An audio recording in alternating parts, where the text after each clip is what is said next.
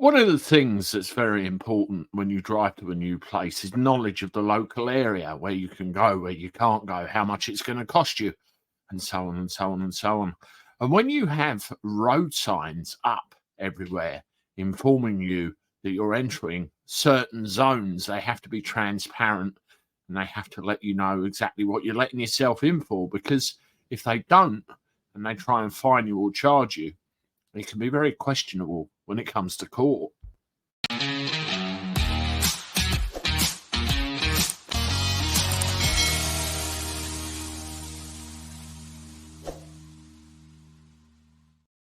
Hello, everybody. Welcome back to the channel. Hope you're well. Thank you for joining me once again. And we are at the end of the week. Hope you've got good plans for the weekend, including tuning into me on Sunday at lunchtime when I will be interviewing Al Wilcox. I'm looking forward to it very much. And if you've got anything you want to ask, please leave a comment below and I will forward your questions on to Noel when we get that far. Well, what's this one all about? Now, somebody drove a long way to drop their relative at Heathrow Airport. Had no idea they were entering any kind of restricted zone whatsoever. Turned around and left, only to be met with a penalty charge notice some days later. And they thought, well, what's going on here? Pretty unfair, all this, isn't it? Now, I know about all this because I received this email. You can see it here. I live in Cornwall, and I'm aware that the new ULEZ zone encompasses Greater London.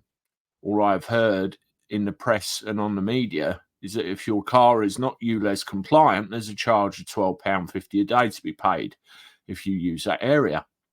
On Thursday, the 19th of October, I took my 15-year-old daughter to Heathrow in order for her to fly to Germany to represent England for the gymnastics competition. I hope she did well, by the way.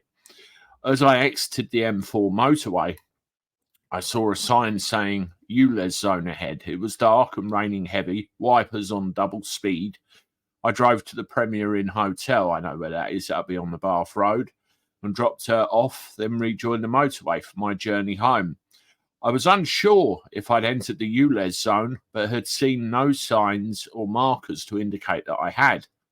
On the 31st of October, I received a penalty charge notice for use of my vehicle in the charging area without paying the appropriate charge.